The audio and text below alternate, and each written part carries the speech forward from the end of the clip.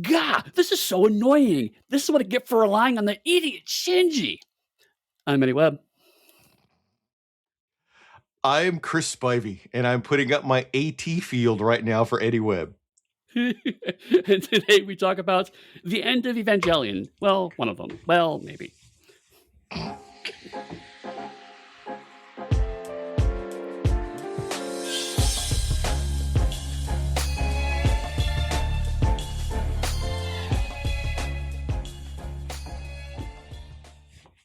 Hello and welcome to our last episode of our little mecha break, in which we realized we did not define the nuances of our mecha break very well because we've seen 4 very different shows.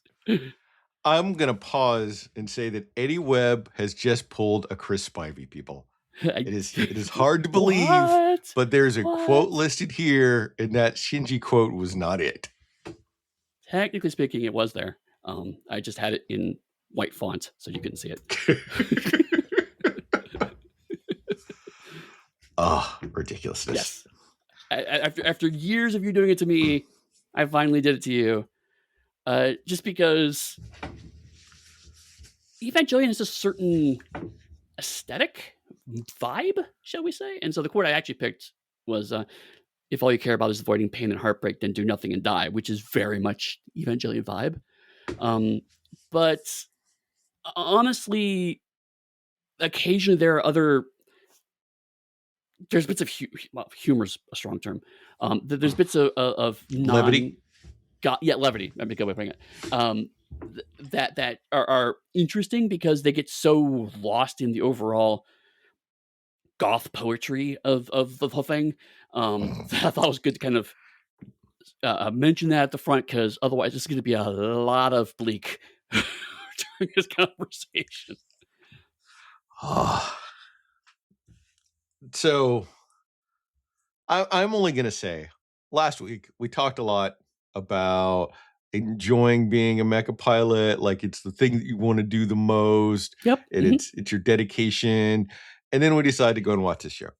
Yeah, and then with this, and so we, for those of you who are listening to this out of order, this is a rare case where we actually are. This follows on from a previous review we did. We did actually cover Neon Genesis Evangelion, and we actually covered the Netflix dub of that too. And we had Rick Connolly on. He pointed out that the ending was notoriously just they ran out of money, and so it was just kind of shapes and random noises. It's kind of how the ending ended up happening. I wouldn't say that we do reviews, my friend. If this is a review, then we've done something wrong. How about, I don't even know, I call it analysis some days. How about we say a discussion, a quandary, a meandering of two older gents that just like hanging out and want to discuss the mores of existence and a deep philosophical. I could keep doing this for a while. I'm feeling my Lynch coming on. We had a previous mope about Evangelion back in season 2, and this is a extension of that previous mope. That's more like it. That's spot on. Thank you. You say goth. I would say this is more emo even than goth. That's how down this hole we could go. Fair. But for those of you who didn't listen to that or don't remember, because it has been a few years, I like to throw deconstruction around a fair bit when we talk about these, especially when we get into later versions as people look at previous elements of a genre and try to do something different with it. But this is one of the more explicit examples of that, because it was basically a show designed around all those tropes around super robots are stupid and wrong and bad, and you should feel bad for liking them, is basically the premise of the show. And so this movie is kind of the crescendo of that line of logic. I did not re-listen to our previous show, which I would normally do if I had time. And I didn't even really do any research at all, and not even my usual 5 minutes because I've been kind of busy. Wasn't the original creator also going through some sort of emotional turmoil at the time of the creation of the show? Yes. So it may not just be about deconstructing mecha anime itself, but also a way like to express what they were going through. Right. Which is one of the reasons why it is so widely appreciated, is because it's not just that. It's not I joked and said this is why everything you think about super robots is bad and wrong, but Watchmen is much more cynical about people who like superheroes and why they shouldn't, right? Which is another very obvious deconstruction point. Um, Neon Genesis Evangelion is not quite that. It's rather when we talked about like I said, Gundam is much more. This is what happens if you treat robots as military equipment in a military situation, and kind of emphasizing the militaristic components of it, and spooling out a certain line of logic from that point in time. Evangelion takes a different approach. It's just like if you put psychic kids into giant battle robots, shit is gonna go bad. Um, but part of the reason why I think people like it so much is because all of the pilot characters are themselves have some kind of mental illness in some way. So it's not the concept of them being pilots necessarily is the problem. It's that these three people probably should never have gotten into any kind of heavy equipment whatsoever.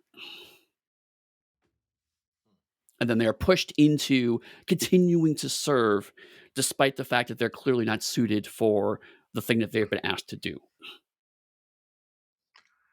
So now I'm curious, since we've talked about a lot of things, is trying to figure out how I would want to phrase it.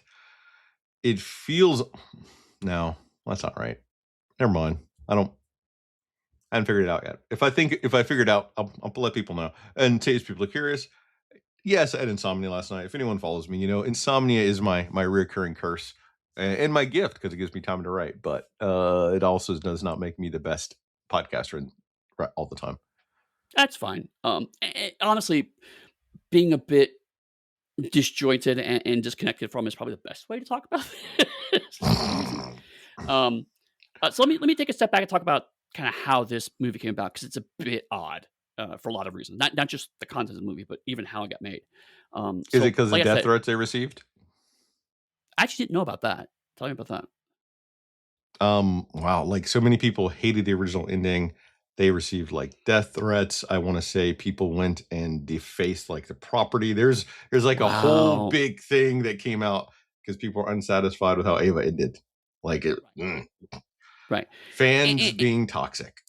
Right, and it came down to it was one of those shows that when it was happening, no one knew what to do with it, and so they ran out of money, and so they committed to 26 episodes, and so they just threw something together for the last couple of episodes. So yes, some of it was from where the creator wanted to take it, but a lot of it was just they just had the money to realize the vision.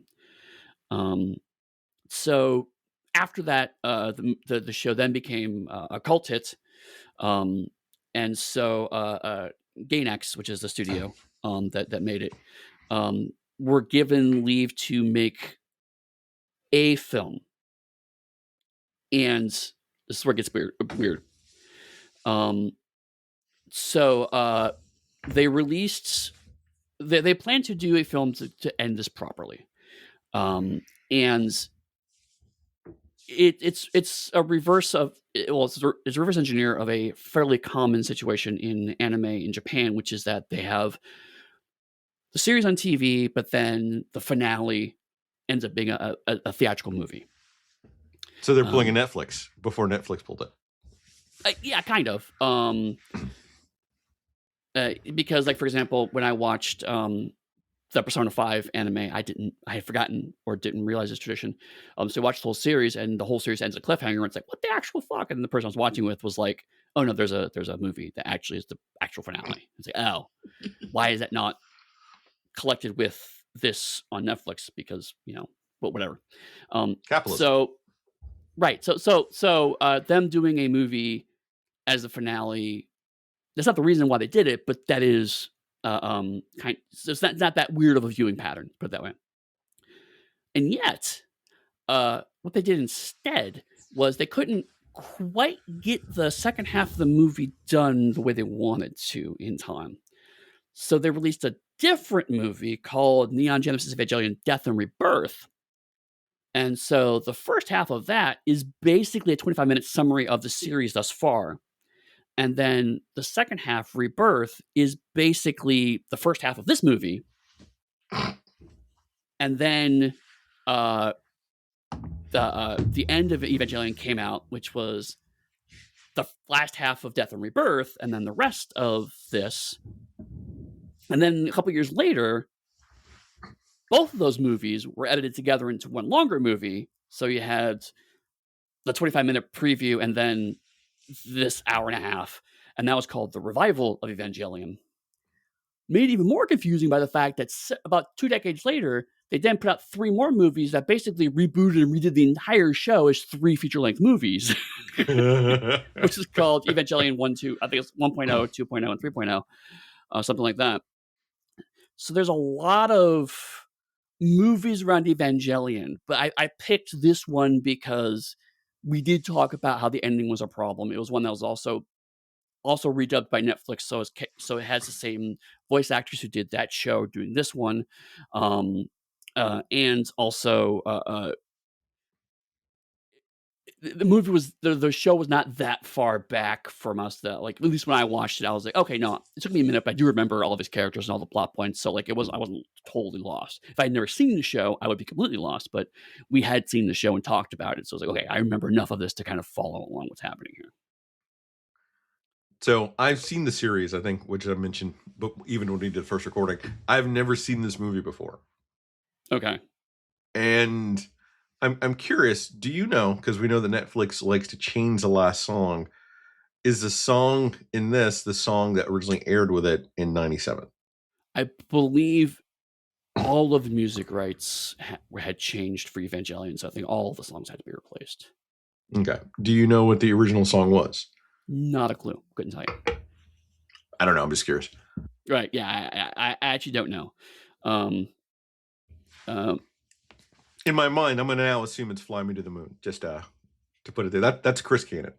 Sure. Yeah. I mean, Fly Me to the Moon is a banger. And I think it's the reason why most people pick that, because it's such a tonally unusual song to expect from this show, but also the lyrics of it and the vibe of it do actually pair really well, which is Evangelion in a nutshell, right? Which is this bizarre thing is happening on screen, and at the moment it feels very wrong, but then as you consume the whole experience, like, it does actually fit together.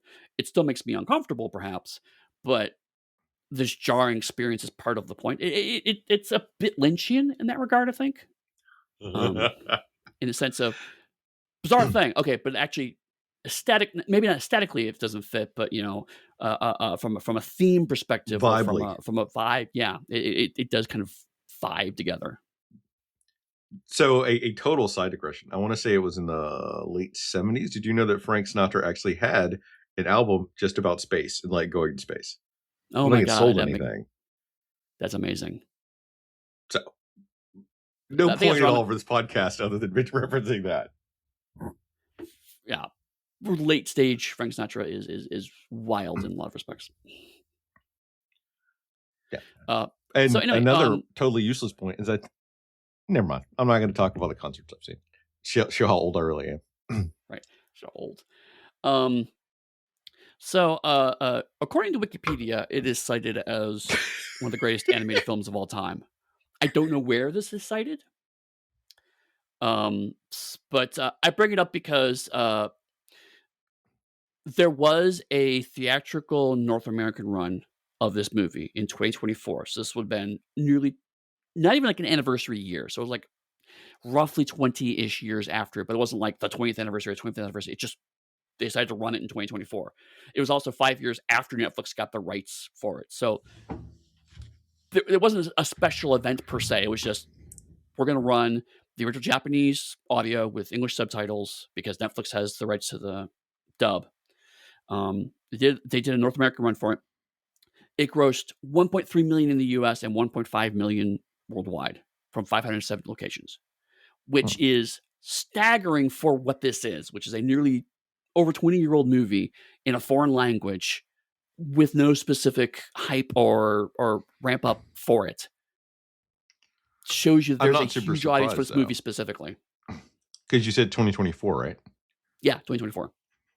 So it could have been like a Fathom event, or it's also the fact that a bunch of theaters were, and potentially future still looking to try to find content to fill theaters with to get people to come and see it, because the movie industry is in a very weird place for the past 4 or 5 years. No, totally. Like for example, a few years, it would have been like around 2022-ish.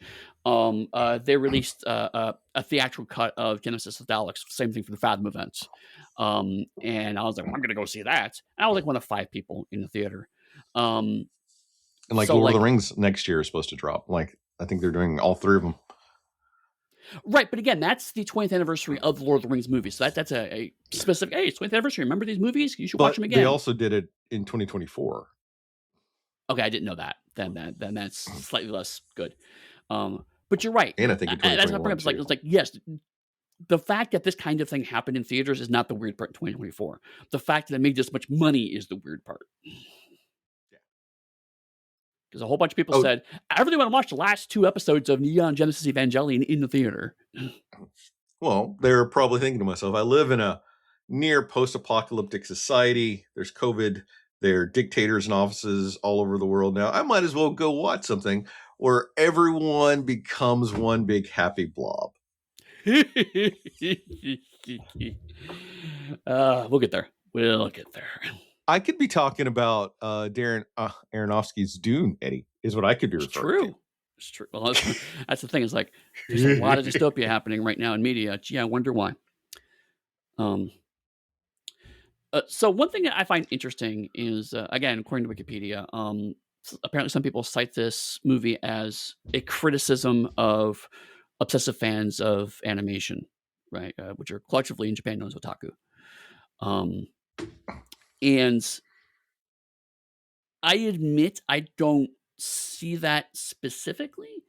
But again, I think deconstruction as a tone to which to view a genre is itself inherently a criticism. It's a critical approach. That's the point of deconstructionism. So I don't know how much of it is associated with the approach the movie makes, and how much of it is the movie specifically has that theme in mind.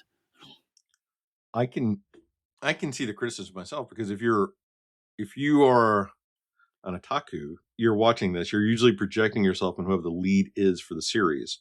So you're projecting yourself into Shinji, who is the worst of people in the show, hands down the worst, right, and consistently, and is generally a weak character from some perspectives.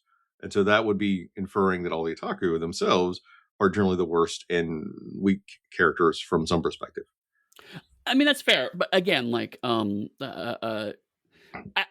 normally I would say that kind of thing for the ends of the episode, but I want to bring it up here because I think it's a useful lens to have in mind as we talk about certain particularly shocking parts of this movie.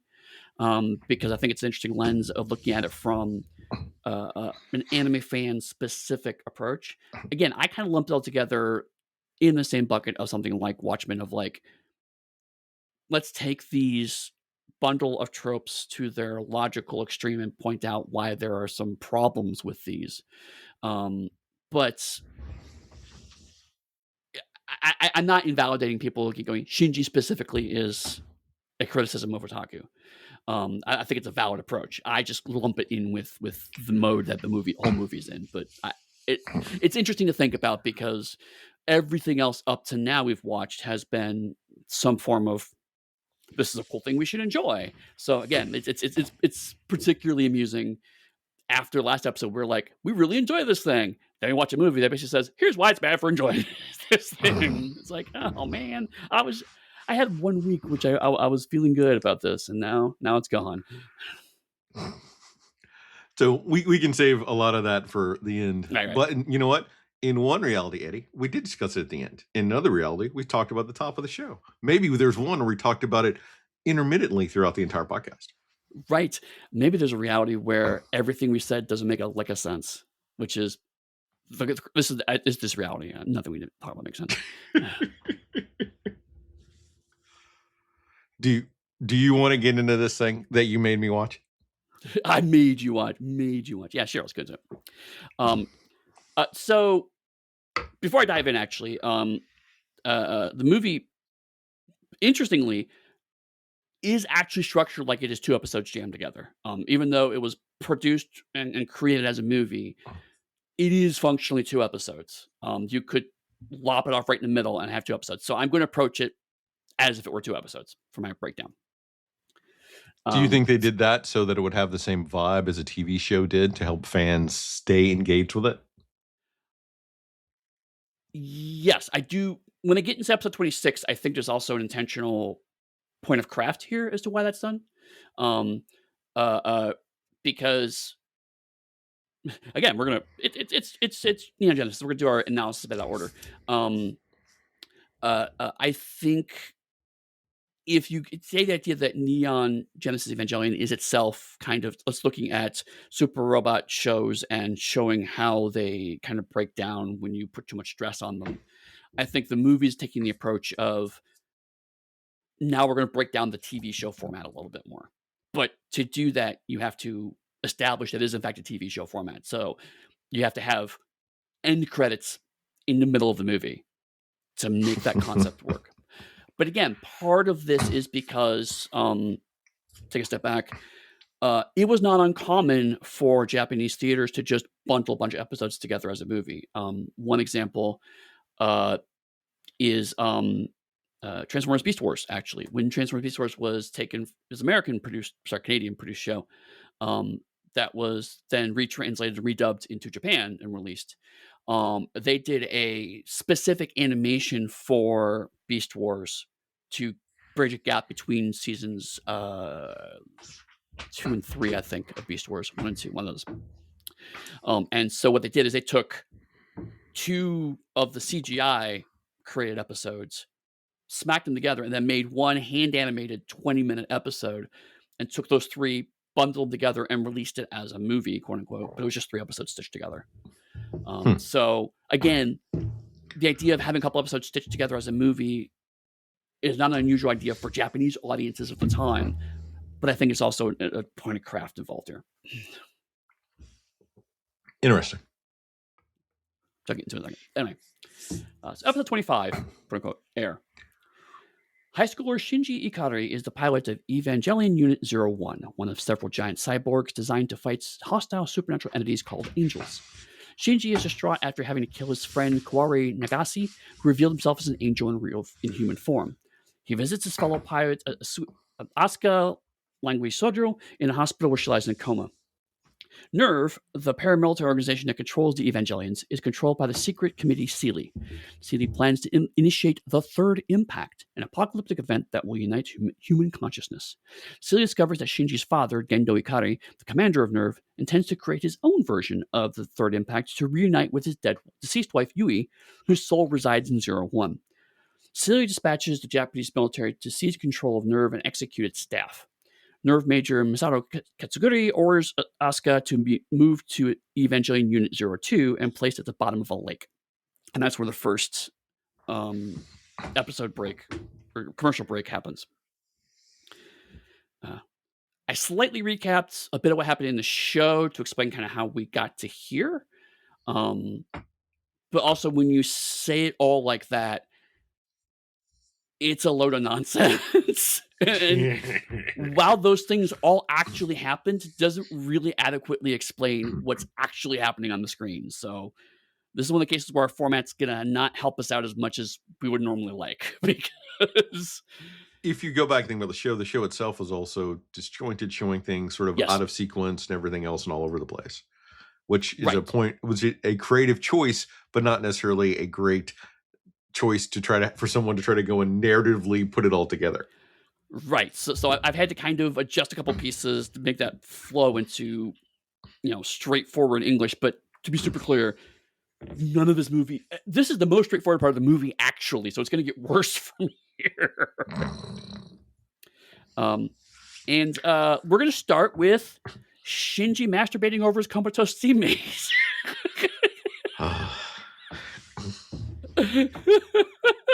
5 minutes in, right? It's just like, what? And I was like, Oh, okay. I remember this. I remember the show now. Cool. Thank you for reorienting me. I immediately remember where I'm at. What the actual fuck, Neon Genesis? Eddy, I want to point out that on this podcast, I have been the most porn pro part of our entire thing, saying it everywhere. You have been. It is. I'm assuming our fans are shocked that out of the two of us, the one of us that would put forth a show with a bunch of nudity is not this guy. I'm gonna start like that before we even go into that. So I want to establish that it wasn't. I didn't choose it, and I'm not shaming Eddy, but I'm ribbing Eddy a little bit because I think it's pretty funny. No, I mean, I remembered that Shinji and his complicated emotional relationship with his two female teammates was a point. I had forgotten how much of a pervert, and not even a subjective way, in an objectively perverted way that Shinji is, and also the amount of self-loathing he has as a result of that. Yeah, and just not Shinji, like but to answer your question, yes, I believe that he did do that because that is the character that they put here for us. And once again, it would go back to criticizing the otaku stereotype that we have, because a lot of it goes to that sort of behavior, being antisocial, and a whole bunch of other general negative aspects that are generally associated with that. Yeah, so in the moments, my first reaction watching was very much like I joked about here. I was like, "Welcome back, Neon Genesis. thank you for reminding me what this is all about." But you're right. On reflection, and that's the reason why I want to start with the criticism of talking point. It does provide a very interesting immediate undercutting because his attractive teenage, specifically, female co-pilot is in a coma. He rolls her over. She's topless for no good fucking reason. And then he masturbates over her, which is very much this is the kind of thing you want to see in these movies. And this is the kind of thing you're doing as a result of that. And this is how disgusting that is, right? So like the movie's trying to say, you want tits? Here are your fucking tits. Do you feel good about that? Do you? Because you shouldn't. And so it's like, you're right. Shinji has the lens for, here's all of the negative and demeaning tropes of anime, and we're going to continue to lacerate them. It is very much on show here. But again, like I keep going back to Watchmen because it's the most obvious trope. Like Alan Moore and Dave Gibbons both did that also in the comic too. Is like, hey, you want to see middle-aged guys duking each other out?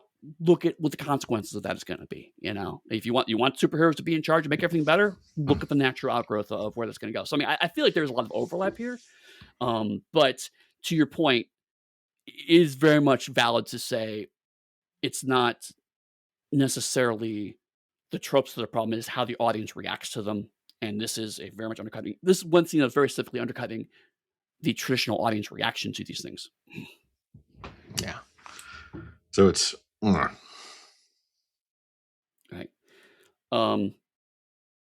So beyond that, because that admittedly that takes a large chunk of real estate in your head when you're first watching this. And it lingers. The other part is the movie likes to linger. Especially because it cuts from that right to robot action, and it's like, oh my God, the base is under attack, things are going off, and bloop, bloop, bloop, bloop. So like you're going from that to this, which again can read as, you want to see naked girls, you want to see violence, here you go. Although the violence piece that pin doesn't drop it right yet. Right now, it's just the we're not quite there yet. It gets there.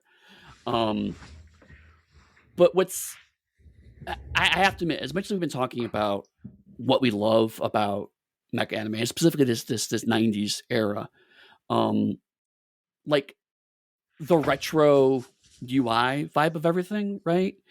Like, big clunky switches and big bright screens flashing and like, from a UI perspective, it's nonsense, right? Like there's no person in the world who would look at this and find this is a useful way for me to parse information in the middle of a crisis. It's absolutely not. But again, Neon Genesis Evangelion's not bothering with that. It's like the big, dramatic, flashy thing, right? And that's the whole point of what we're doing here is like, this is exciting. It's a thing. And I may be overanalyzing. This movie is very easy to overanalyze. But like, there's certainly times where it's like, how the fact that it's all in English, right, is like how much of that is English is cool. And also, it would be mildly irritating for the Japanese end users to have to try to translate in their head everything from English constantly in the middle of a crisis because that's stupid. You know? So that is a good question, Eddie. Did you watch it in Japanese with subtitles, or did you watch it in English? I watched it with the dub because that's how we watched the show too. Luckily, I watched it in Japanese with English subtitles. Now I did because that's how I watch all my. And that's fair. That brings up an interesting point, and we haven't talked much about this. When something like Netflix has the rights to both the sub and dub translations, and they control both. Crunchyroll does this a lot as well. There's this weird disconnect because, as I understand it, how this works is the original Japanese script comes in. There's a rough translation done, and then is given to two separate teams, a dub team and a sub team, which means that if you're watching the dub with subtitles on, the subtitles not only don't quite line up with the dub, but frequently are just very different. Not in terms of content, but like at this early stage, because old habit, I have subtitles on, and there'll be times where like one person's saying a long sentence in the dub, but they've structured the sentence to like put like, you know, there's a big clause in it, and so like the dub would just go through the sentence, but like in the subtitles they'll like move that clause to the beginning of the sentence, so like nothing on screen matches what's being said, but after a few seconds both the sub and dub catch up and all cover the same content. It's very confusing, and so I had to just turn subtitles off. But I think we'll be talking about the same stuff. So like I don't think this is one of those cases where watching a sub or dub won't have a huge change in I think how we approach it, but it is impossible to do both. You can't do both at the same time.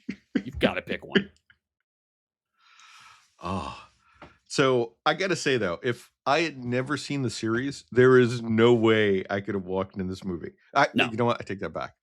I could have walked in this movie and had the worst experience of my entire life going, what the fuck? Right. I mean, for a half second, I was going to say, you don't understand kind of what Shinji's deal is if you don't watch the series, but also I didn't like Shinji much in the series either, so I don't know if you get that much of a disconnect. It's like, why is this guy masturbating over his teammate? Why is he so... Oh, wait, no, that is the show, so I guess I don't really miss much. Because like you could have picked it up eventually from context clues watching it, joking aside, but the thing is, you wouldn't want to stay to watch it because there's no character that's engaging enough from the movie if you had not seen the series to make you want to stay to watch. Right. I think actually Major Masato and Asuka are the two characters that you really need to know what their deal is about to understand why they're doing what they're doing in this movie, right? Like, although again, interestingly, there's a couple things the movie does, now that you say that, I hadn't thought about at the time, that does give you some idea. Like again, Shinji, back to this, masturbating over Asuka, gives you a better sense of why Asuka hates Shinji so much. Right? If you don't have 24 episodes of understanding how much she hates Shinji, at least you can build off of that, right? If you really needed to. Major Masato, her arc, they do recap it a bit in the show, or in the movie, I should say. They do recap kind of how she got to where she is, but it's after the bit we haven't gotten to yet. So it is kind of, again, out of order. So the movie does make allowances is a very strong term for Evangelion. I'm not sure I'm comfortable with. The movie does address those points. Let's put it that way. But in a very Evangelion style, which is to say, if you can't keep up, not my problem. Which is going back to like my point is that if you hadn't seen the series and you come in and watched it, there is no incentive for you to stay to figure it out. Right. True. The series does ramp up to the weirdness as opposed to right now. It's like, we're here. Yeah. And you go, oh, I don't know why my friends drag me to this. Maybe they're not my friends. Maybe I should use my AT field on them. Pew, pew, pew. That brings up an interesting point for the Technobabble, first of all. Like, yeah, they don't explain AT fields or nerve or any of that stuff. So that is a good point.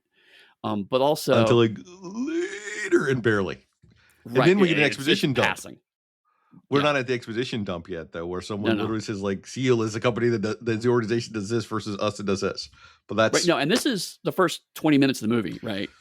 But you bring up an interesting point, like, I do remember, I think we talked about this in the episode, but I do remember when we talked about, or at least I remember thinking this when we watched the show, one of the joys, strong word, one of the, I'll go with joy, I guess, of watching the show is that if you don't know what's happening, the show slowly becomes something very different kind of under your feet. And if you do know what's happening, you're kind of waiting for the transgressive changes. But the first couple episodes are pretty typical super robot, right? It's like a kid who turns out to have psychic powers, has to get into a giant robot to protect Tokyo in the future. And that's the first couple episodes more or less go through those beats.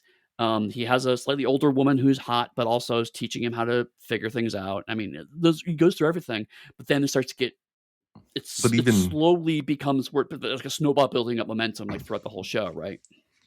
But even part of that's undercut immediately in the first episode where he gets into the mecha to go out to fight the big bad monster and gets his ass handed to him completely.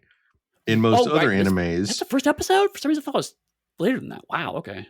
No, it's like the first one because he shows up, dad stares down at him. If you won't fight, you're useless. He goes, I'll fight, dad. I'm like recapping the whole thing. Jumps in the armor and literally gets the ever living shit kicked out of him. In a other type of mecha anime, he may have gotten beaten up, but he would have had some sort of decisive victory to like cement where the show's going. Right. I mean, and this is where I know that early episodes is where we get the infamous trope of getting the fucking suit, Shinji, because that's the twist is like in most of them it's like you get defeated but you get back up and you get back in the suit and you manage to get through, and Shinji's like, no, fuck it, that was traumatizing, I'm not doing that again. And that's the big kind of character twist of the show. Is like, this is not a character that's gonna get through grit and determination. This is a character who's been utterly traumatized by that first experience, and it's going to shape the rest of the series. Well, like traumatized by the father to then be traumatized even more by the suit and so forth. Right. But then, yeah, we get a black screen with information, which in the normal course of the show, that would be when the commercial wins. They would show that, then you see the commercial, and then it'll come back to it. So it's actually just a commercial break right in the middle of the movie. Well, not in the middle of the first quarter of the movie. But isn't this also where we get the title of the episode? Yeah, right. But that was how all of Neon did it, though. Is they played the intro, you got in, and then for the mid commercial break is when you got the title. That was the formula throughout the show. So they're following that formula here for episode quote unquote 25.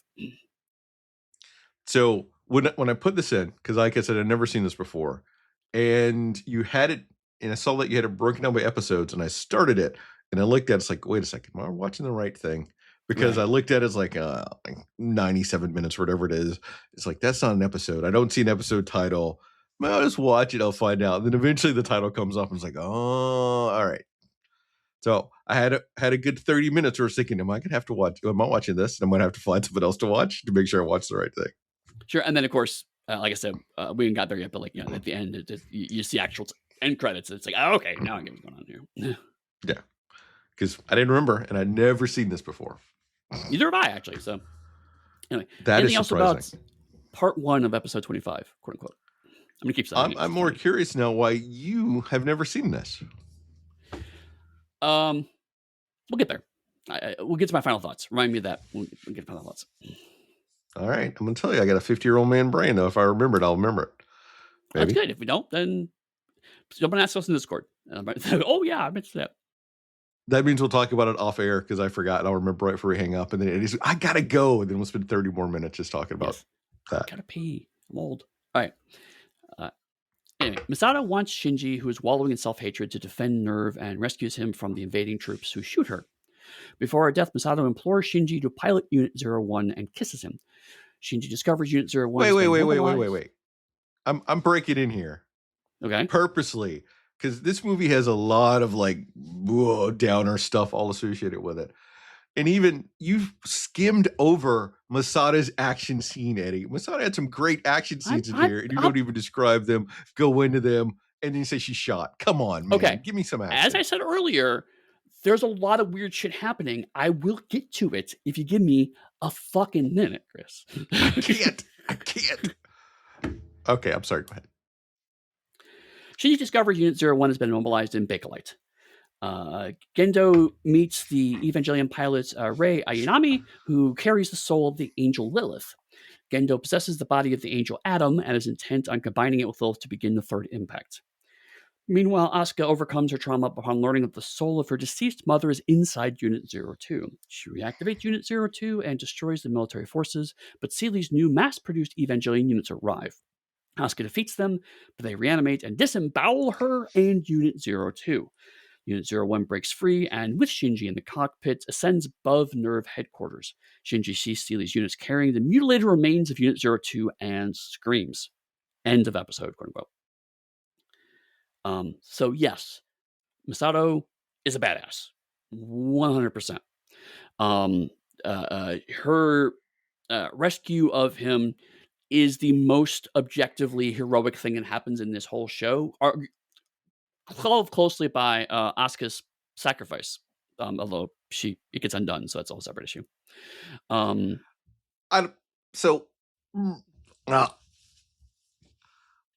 wouldn't.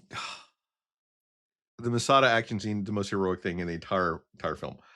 The sacrifice piece, then it becomes more fuzzy because then, are you really rooting for Nerve? Right. Are you rooting for the organization trying to stop Nerve? So it becomes murky. Yeah, the reason why, and this is a good point. I argue that Masada's thing is more heroic because she's doing it primarily to protect Shinji, which is the end of her arc from the show, right? Is Shinji was some neurotic kid that was foisted off on her, that she was forced to have in her flats by herself and her pet penguin, because that's a fucking thing in the show. I think we're remembering parts of this a little differently, and maybe we should have rewatched parts of it. I don't think he was foisting her. It's more like she took pity on him because Shinji is a very pitiable character and changed parts of her life to make room for him. And then it got super creepy and wrong. Well, yes, it does. We'll get there. That's not invalid, but Gendo also did basically say, hey, you're going to take care of my son because I'm a complete absentee father and I don't give a shit. So it is because one way you're removing Masato's active choice to do this thing and putting it over here. And if I remember right in the series, she makes the active choice to do that, which highlights parts of her character because you need her to have made those active choices to be a better character from what we know of her and what we see happening. Fair. And this is the danger of not being as familiar with this, with the arc. I do recall her being, for one thing, the fact that she was an alcoholic was a big part of her early arc. Yeah. And she made at least one comment I recall in the early episodes of saying, like, I don't have room for a kid here. So yes, she made the choice to continue to have Shinji in her life in spite of her self-perceived inadequacies of taking care of someone. So yeah, maybe we can quibble about how much she was reluctant about it at the start. I do recall her being a little more reluctant, but I agree with you that the overall arc is that at some point in time she made an active choice to proactively take care of Shinji, and that is completely true. I think we're both in agreement on that. When it happens, maybe we're misremembering, and I'm willing to accept that you probably remember it better than I do in that front. Or I'm just pushy, but we are in total agreement where it ends. Though, like that's the Right, important part of it. right, because it ends with her saying, she's doing it ostensibly to protect Tokyo and on behalf of Nerve, but really, it's very clear she's doing it because she cares about Shinji. Yeah, and it's reinforced Asuka, because we get to see the army soldiers when they come in, literally just kill people willy nilly with no remorse. right? And Oh they even yeah, get like yeah, the quote that's like, "This isn't personal, kid." yeah, yeah. Side note, yeah, military people were going to straight up murder a child. Like Japanese armed forces were going to murder a child in cold blood. Right, but Asuka, on the other hand, yes, she sacrificed herself to go against the EVA units. Uh, but also, she's doing it just because she's furious, right? She's in a psychotic rage. She just wants to hurt them. So, like, while her actions are also heroic at the end, even though she fails, she does make a very strong attempt to try to defeat them. It's pretty clear that that's because it's not because of any altruistic purposes. She just wants to murder them because of what they've done to her. Yeah.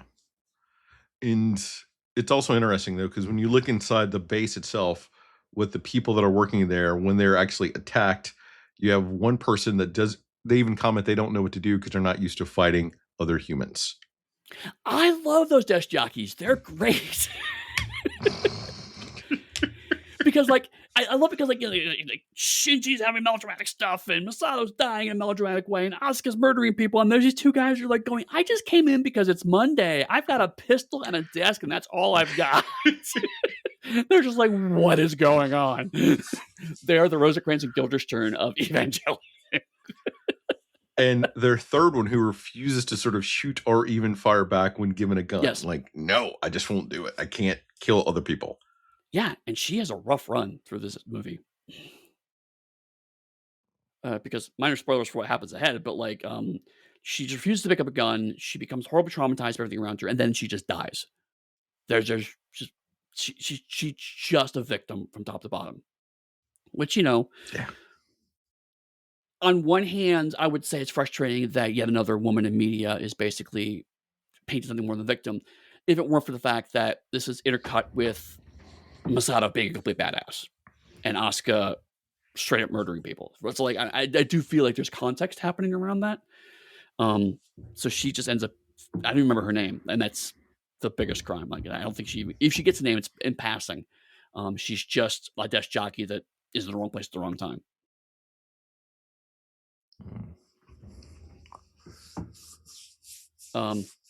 So yeah, so Masato, before she dies, she gives him some hard truth, kisses him, and then basically says that when he comes back, she'll fuck him.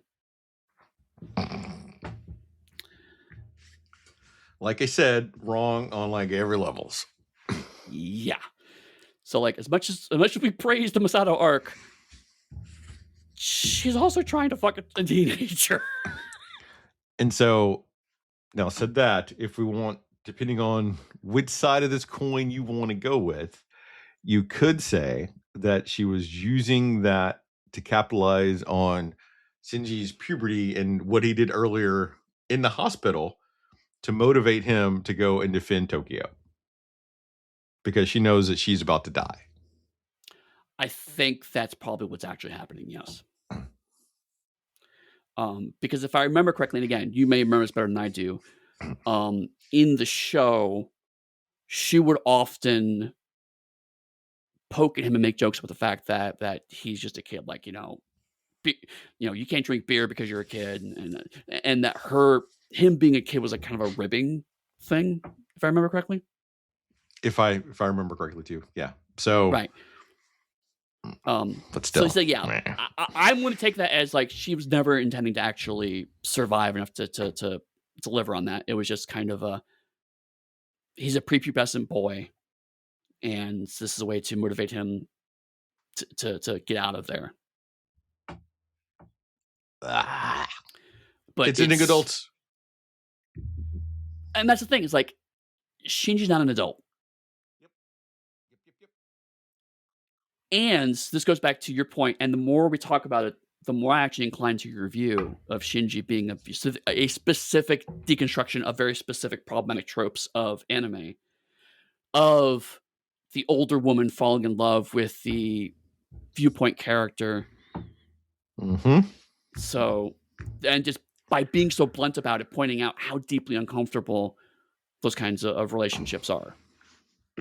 Because regardless of like any highbrow things associated with it, on one level, this is also almost like a not a reverse harem, but a harem anime is like tucked in here, and I'm not really sure how I would want to describe it, but it's there and meh. Sure, because Shinji has an emotional relationship with 3 women in this movie. They are not good emotional relationships. They are in no way healthy emotional relationships, but they do relate to sex and or romance, and they are present. So yeah. And also, like, what's interesting is, like, up to this point, I mentioned before, like, we'll get to the you want action thing. Now we're into the action stage. And then when Asuka gets killed, the movie then starts to linger on the violence, and it starts moving into a horror film almost, right? Because, like, how she's eviscerated and how the movie just languishes on the violence on Unit 02. And it's like, are you enjoying this, kids? Is this what you want? Because here's what you get. But if you were here, you are, because Eva almost from the start has been like a horror anime, just from how the mechas are designed, how they operate, how like they kind of bleed, and like the morphing associated with them from even the series point. So yeah, if you're here for it, that's what you got. And even the bits of action we get here before it goes full on horror is better than all the action in the first Gundam thing that we watched. That was a story about war. I had to get my ding in. It's Is it as good as the Macross Plus action, or better than that, or worse? On one level, it's better because, all right, for me, if I'm watching something with action, I don't want endless action. I want like pinpoint high octane action for like a little snippet and then goes away. It's much like horror. You build up, horrific thing happens, and then you let it subside because it has more impact, and that has more impact. Right. And so it's interesting. I never thought about it before, but the pacing of horror and action films do have a lot in common in that regard, right? Because, yeah, a good action film should be about building up the anticipation of action rather than just endless action. Whereas, and Macross Plus did that better. I agree with you. Mecha Suit Gundam failed. It was just, here's action, here's more action, here's military action. It's like, I'm so bored with this. Because it, like you said, bored, it dulls your senses to it, so it no longer has an impact on you. So that's not what you want. Okay. Anything else about the first half of the movie? I gotta say, as I was watching this, I was thinking to myself, maybe we should define mecha anime runs better in future runs. That's it. That's my whole thought. That's all I got for you. We can move on. Episode 26, I'll Give My True Love to You. Rei betrays Gendo and takes Adam for herself. She merges with Lilith, who changes into a gigantic version of Rei. The Lance of Longinus extracts itself from the moon, giving Sealy the means to initiate the third impact via their scenario. The mass-produced units pull Unit 01 into the sky and crucify it, beginning the ritual to trigger the third impact. Because again, subtle imagery. Lilith makes contact with Shinji after several dreamlike contemplations. Yes, I'm glossing over it. Shinji concludes he is alone and everyone in the world, including himself, should die. Because we are fucking in it now.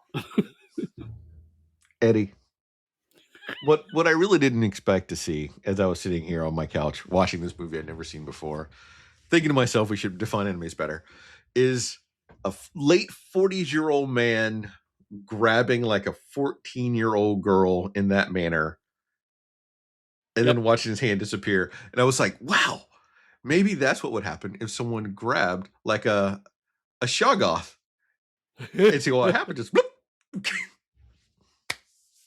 there you go. That was my whole train of thought as I watched that scene.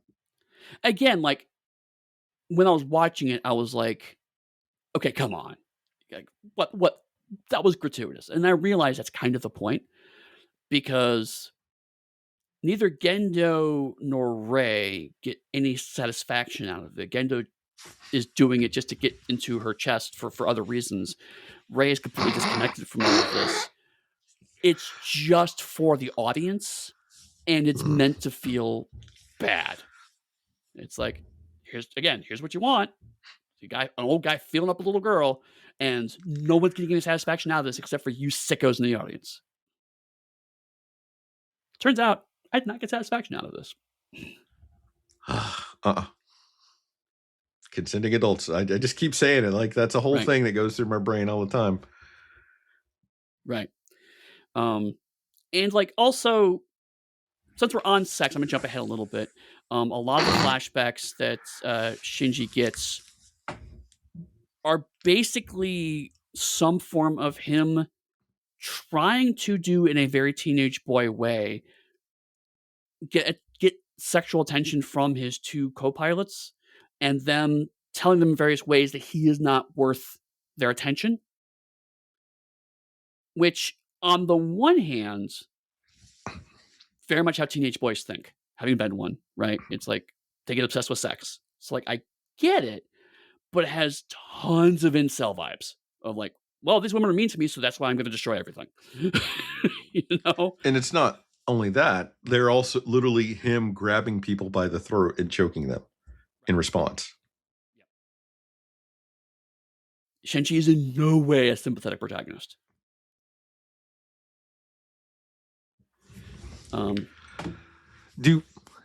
So I'm pretty sure in the original thing we talked about it. Do we need to discuss like the obvious, complete and utter religious overtones and undertones and oversaturation of this with Adam and Lilith and all that, or can we just assume that people know and go and move on? I mean, it's not religious subtext; it's just religious text, right? It's just like, what if Jesus was a robot?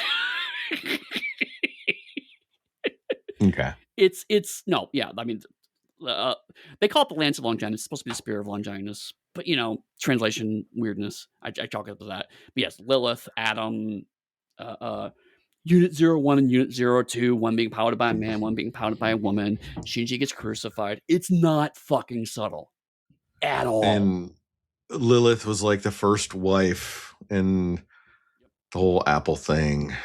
And then there was Eve later. Eve. Do you get it? Right, that's not subtle.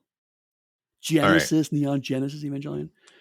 Right. I just wanted to make sure that it was covered. And we covered it like assholes, by the way, to go in case you didn't know. Speaking of covering, I have a question for you. That how they need coverage in this anime? No. Of clothing? No. People need more clothing in anime, period, yes. Eddie, no. When did you make me into a prude? I've become a prude now after watching this. I hope you're happy with yourself. Love it. Everything about this episode is backwards. It's opposite day today. Fucking wrong reality. Does your moratorium on flashbacks count if it's Lynchian bullshit? It would depend on how it's pulled off. Because you love Lynchian bullshit and you hate flashbacks, and you got both of those things happening right now. Are they flashbacks or are they alternate realities? That seems like a bit of a dodge. No, this entire thing is a dodge. What are you talking about? Well, I mean, fair. Okay, that's a valid point. And you keep throwing Lynchian around, my friend. I'm good. I don't think so. Okay, I'm curious. I am not as well versed in David Lynch oeuvre as you are, so like to me it feels very Lynchian. If there's a distinction that I'm missing, I would love to hear it. What about it, in your opinion, makes it Lynchian? A heavy emphasis on symbolism as a propeller for plot instead of explicit, obvious exposition. That's part of it, but there's also a piece that would be missing that I can't quite articulate that would make it Lynchian. Because under that definition, like a whole bunch of stuff is Lynchian, and then it loses its meaning and intensity to some extent. I could have gone just more surrealism, but I feel like surrealism is too broad, But this is super broad, my friend. So like surrealism, I think fits better than Lynchian. Lynchian is more pinpoint. Well, I also feel like, granted, this is much more from Twin Peaks. He is very prone to juxtaposing sex with pop culture as a way of identifying the failures of both. Like a young girl at the peak of her sexual heights being wrapped in plastic to be preserved and adored, but then finding out she has a secret past that actually makes her very much not the thing that people built her up to be. I think there's a lot of that general vibe happening in Evangelion, just from the opposite perspective. To some extent, I can see that, because also the other part of it is Lynch gives people the idea of what they want, and then telling you what you want is wrong. Like the whole thing about Laura's death and how people get into it and how that's not the real thing. But for me, as a David Lynch fan, there's something intrinsically palpable that I can't sense from this. Okay. And it could be because we're so far away from the series that I lose additional context I need to apply that feeling to it. So they just could be me not seeing it based on the amount of time. And there isn't a chance in hell I'd ever rewatch all of Ava to then watch this, to then come and have a discussion. Never going to happen. It might be more accurate for me to say Twin Peaks specifically, because both of them start with a well-established set of tropes, a well-established television format, and then slowly and uncannily reconstruct it in front of your eyes into a very different format, and makes you feel strange for appreciating some of the more sordid elements of that formula. Okay. I agree with that. But that is very specifically to Twin Peaks, so maybe that is a better way for me to compartmentalize that. So it's Peakian. Peakian might be a better way. Yeah, there you go. Trademark. I don't know if that word means anything. We're taking it. Right. So the impact wave. Now we're jumping back to the middle of this.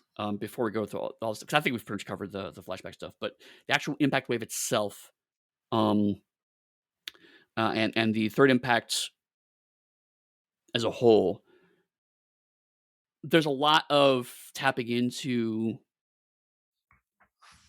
the specific psyche of an island that has been bombed.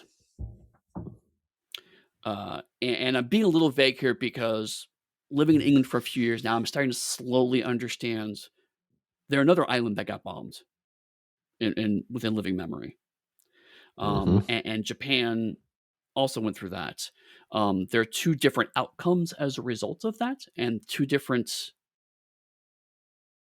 approaches in media as a result. Because England very much... Go ahead. I think I understand what you're saying, but I also think there needs to be some sort of caveat associated with the scale and types of bombing that each island endured. Completely agree. And I want to make sure that we put that out, because I know what you're trying to say, but I also want to make sure that like all that is properly addressed. No, I was actually. I'm glad you brought it up, but yes, I was going direction anyway. It was like, okay. In the English perspective, they have developed this myth, and I very specifically call it a myth of we survived this by the grit of our teeth and by sheer English pluck and determination. And it's like, yes, but what you were bombed with versus what Japan was bombed with are catastrophically different scales. Yes. And so the image of an explosion obliterating Tokyo as a metaphor for Japan frequently is very common. There's a reason why Tokyo is often Neo Tokyo or New Tokyo or whatnot. Something horrible has happened in Tokyo at some point in the sci-fi's past. Akira starts with that, right? Akira literally starts with a bomb exploding. So like there is something in the Japanese psyche about this that some horrible event happened to us and we were irreducibly changed as a result of that horrible thing. Whereas England's myth is completely different because the scale of it, like you said, is completely different. It doesn't change the fact, like, England also has been scarred by this event. There are other elements I could dig into at one point about how that has changed their approach to things. This is a country that still is discovering unexploded bombs as of last week. There is a anxiety that comes from that. There's anxiety that comes from both sides. But it's interesting how I keep seeing this symbol pop up in late 20th century Japanese science fiction. And in British cases, Doctor Who, whatnot, radiation is a weird thing that causes people to change, but ultimately we get through it through science. And in Japanese media, it's like our society was destroyed and we are barely surviving. It's a very different approach. And so Eva is like, after all of this stuff, we did everything we could. We made science. We did horrible shortcuts. We made massive ethical compromises to make these robots to save ourselves, and it did no fucking good. We ultimately failed. I don't think that's entirely just an Evangelion thing, is where I'm going with this. I think there's something else happening there. I can't speak entirely to it, but I want to put it out there of like, this is a very intentional metaphor. It's not just cool explosion. There's something else specifically happening here. Yeah. But it also goes to the point that humanity itself failed on multiple levels. Yeah. Which a lot of science fiction goes into. And to some extent, we could be watching that right now unfold. Sure. An outsider military force deploying a massive device to try to impose their view of the world on the existing population. That can't be a fucking coincidence. Right? Yeah.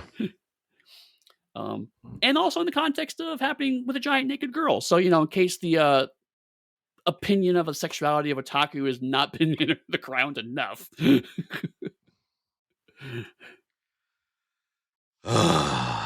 Okay. This show. Let's finish this up. So Lilith responds Shinji's decision by initiating a third impact and dissolving human bodies into the primordial fluid LCL, reforming their souls into a single consciousness. Shinji rejects this new state, realizing life is about experiencing pain as well as joy.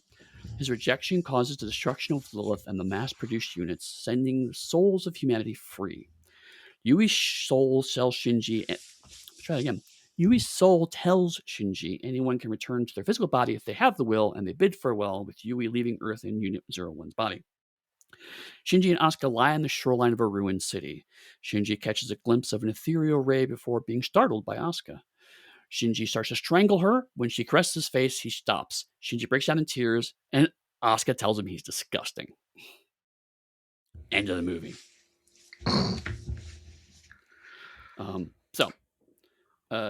The quick note about craft I was talking about here, I mentioned a few times. We get the quote unquote commercial break after everyone's reduced to LCL and Shinji rejects that state. So like 5 minutes from the movie ends, we get that here's what the title card is, and then we get the last chunk of the movie. So I think from a craft perspective, what's happening is the structure of the show has now been broken down by Lilith, right? It's like, at this point, you're subconsciously expecting the title card, and it just keeps not happening and not happening and not happening and not happening and not happening. And then it happens, and then reality is back to normal, and then we see that actually none of that is true. So I think there's a decision here happening. So, yeah, I'll leave it with a yeah. I completely recognize, again, this movie very much invites me to overthink things because it's that kind of movie. A slight offshoot of that. Did you know that originally there was an idea to have like a live action piece be one of the alternate realities here? Well, there was a live action piece in here. I meant with like actually showing the the actors, the voice actors? Yeah. Oh, I didn't know that. That would, I'm not. I actually wondered if some of those people were actually the voice actors. I was thinking along those lines of like, are the voice actors showing up in these video segments? And I think it was supposed to have been like they were going to show the three, well, the three women, and then Shinji going, "This can't be reality because I'm not here," and rejecting it. It's like, nope, that's not reality because I'm not there. That would be the most teenage boy thing to have happen. So that's me pulling like a deep cut memory, maybe. Right. And again, like we're in deep surrealism at this point in time, so it's kind of hard to talk through the quote unquote plot, as it were. But again, like it's such a collage of impressions, like Yeah. everyone dissolving into fluid is to this extremely sweet and sappy song. Again, we talked about "Fly Me to the Moon" being such a jarring juxtaposition. This is another, the chorus is tumbling down as people are just melting into functionally blood. It's such a it's the start of an increasingly disorienting experience. So do you see the similarities though between like this now and Macross Plus, where the mind control was coming out of everywhere with like essentially like a beautiful woman coming out to mind control everyone, and this has generally women that are beautiful coming in to like pop everyone into like forms, but they have that same mind glazed over look before they become part of the greater whole. So what you're saying is that there's a latent fear of beautiful women happening in these creators' minds. I'm gonna say that could be here. It goes back to the incel. It goes back to the stereotype that is an otaku. That goes back to our initial point when we started this conversation. I mean, yeah, it's again, like I'm keep coming around to this. Like, there's a certain amount of criticism of otaku because, like, um, Shinji doesn't seem to understand or grasp what's going on until literally his mom comes in a robot suit and tells him what he can do. And then she fucks off. And I'm gonna do a slight deviation, and you get the same thing from like Russell T Davies if you go back to Doctor Who with the Whovian fans and how they kind of insulted the fans and criticized them. And you could even start it with like the first episode with like Christopher Eccleston's Doctor, and I forgot the dude's name who Rose goes to, but has like all the Doctor Who stuff. It is that guy. That's Right. one. They have multiple episodes about similar things. Yeah, that's interesting because, like, that's an interesting thought. I mean, because both of them are coming from a place of they clearly loved the medium, otherwise they wouldn't be doing this hard In of it. a stab. Ah.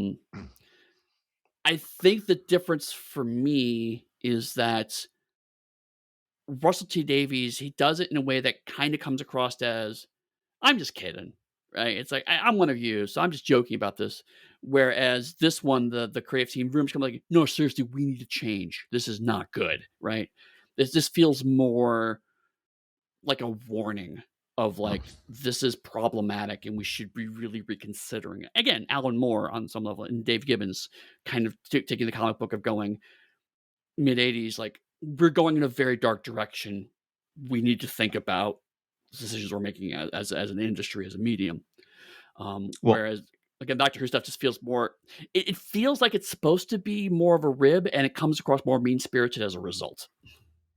so then I guess a closer one that might be more on point for this is if we go back, look at She-Hulk. But She-Hulk was written by people that didn't necessarily love the medium, but they wrote it to insult the fans, is what it boils down to. And this, in a sense, is someone that loves the medium, but it's written to like insult your fan base at the same time while trying to show them that they're wrong. And maybe I think the reason why this works better for me is specifically because of Shinji, because of Shinji's self-loathing. If we go with your thought that he is the representative of fandom thought, then you could argue that it's the creative team are going, we also don't like this about ourselves, right? Because Shinji, multiple times through this, he does horrible things, but also he regrets them. Right? He feels horrible for doing these things. It doesn't make him better. It doesn't exonerate him. He's a piece of shit. But at least he's a self-aware piece of shit. Which is why you get the ending that you get, because there's a thing in there about wanting to change and making an active step to change, but then falling back down. Right, because through all of this, Shinji literally had a chance at universal peace and said, no, I think humans need to hurt to be complete. And the first thing he does is try to strangle Asuka. And she correctly calls him disgusting. Because it's like, you've learned fucking nothing.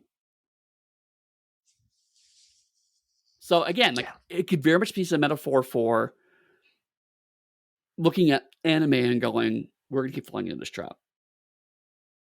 This is going to keep happening. But at least we're not having a conversation about it. So it is definitely something. Right. I am. And we haven't discussed how he and Ray had their conversation in unison together as the only physical forms connected. Right. And the way they were connected was very obvious, explicitly in a sexual position. Yeah. They're merged at the hips. And she was sitting on top of him. Again, her arms are in his chest, but I mean, the position is very clearly intended to be sexual. It's not even subtle. And then when he rejects Lilith, her neck explodes. And her head very, very, very slowly rips off of her neck and falls to the ground, smiling the whole time, allowing us and forcing us to luxuriate in the death of a beautiful naked woman. Again, gotta be intentional. Of like, you want violence and you want sex. Here's both. You feel good now?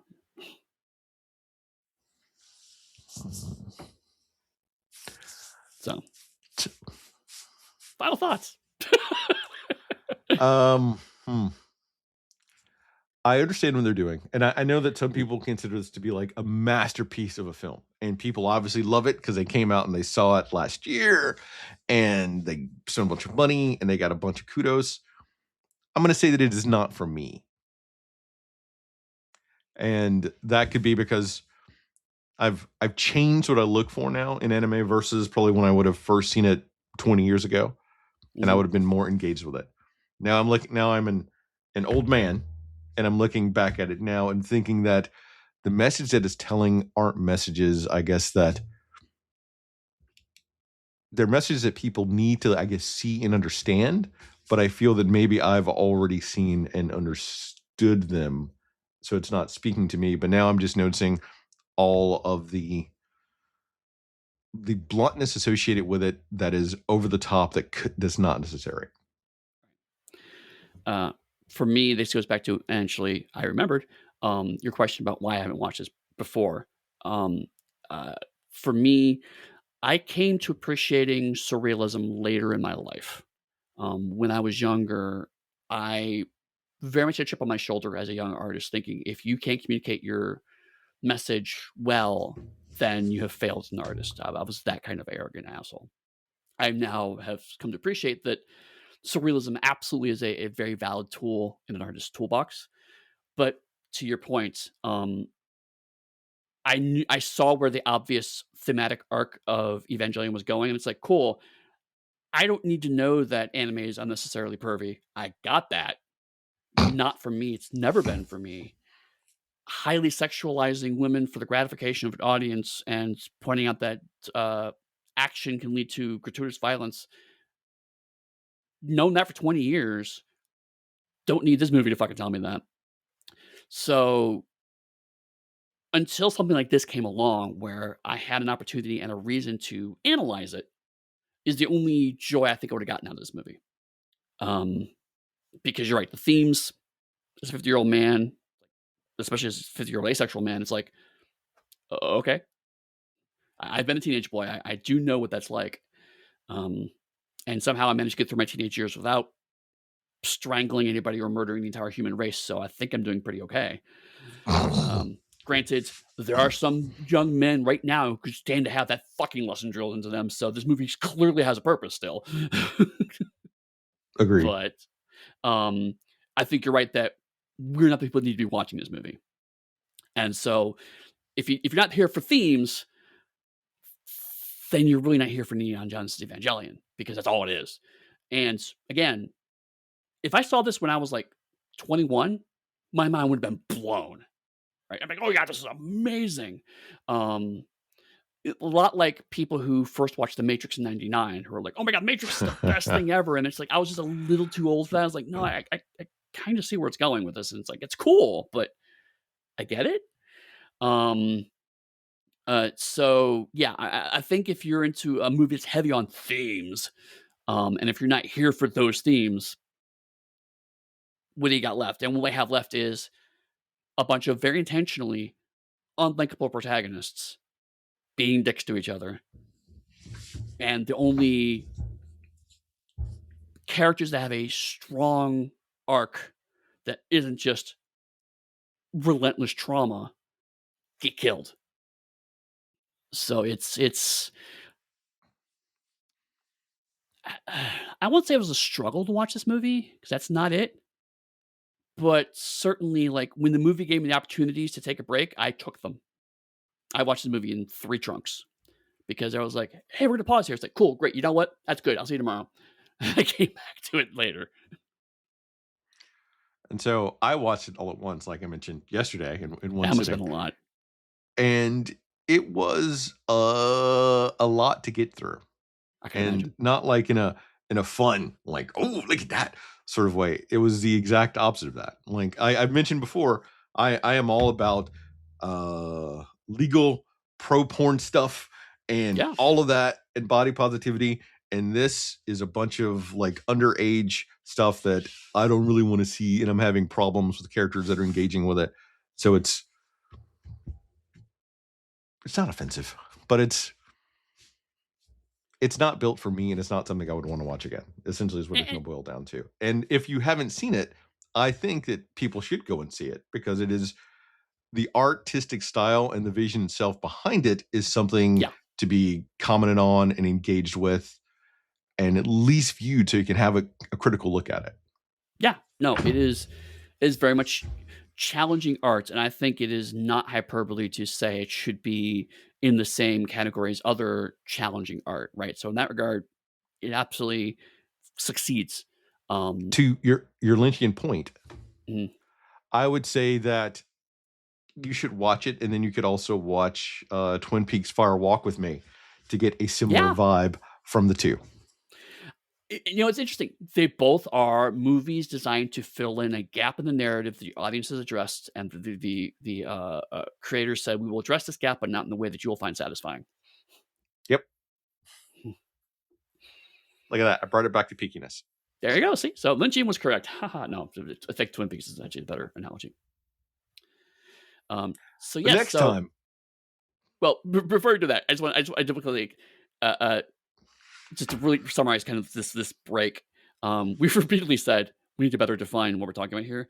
However, I would argue that in some ways, I think accidentally this has been a good review, because it has shown that, once again, genre is bullshit, right? It's like, oh, mecha anime from the 90s, that's a pretty specific genre. And it's like, we have 4 completely different experiences that in no way, only thing that hangs them together is, yes, they happen to all have giant robots in which people pilot them.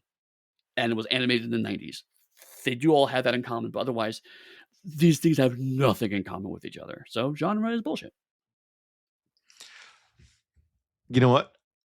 I could push back slightly and say that that's not completely accurate. I still agree genre is bullshit, but I'm just being a dick because I watch this anime, and everyone else in the anime is a dick, so I should be a dick too. Right. Technically, Eddie, as I push up my glasses, 2 of these animes could still be in the same genre together, because they are ground-based mecha, which do things in the ground, versus 2 other mecha that are aerial or space-based mecha that fly around and do things. Push. But also, I would argue that even if you put those two pairs with each other, they have very little else in common. You know what, Eddie? That is I could do a whole other bit, but I'm not going to do it. Right, but that's exactly right. Genre is like punk rock. Is like as soon as you put two things together, everyone's going to argue about it, and they're going to find a third genre somehow in the middle of it. And it's like, well, actually, it's sub genre of traumatized little boys who hate their mothers that also happen to be in giant robots animated by Japan in the 90s. And it's just like, okay, yes, that's true, but how is it in any way, shape, or form an interesting point? It's not. But to show how specific I could have kept going, I forgot his name, but like that one guy who's part of in Pat Labor, whose dad is a rich person, has daddy issues, and Shinji has daddy issues. Look at that, Eddie. They're the same thing. That's why I said that both of them have been in some way abused by their mothers. So yeah, that's yeah.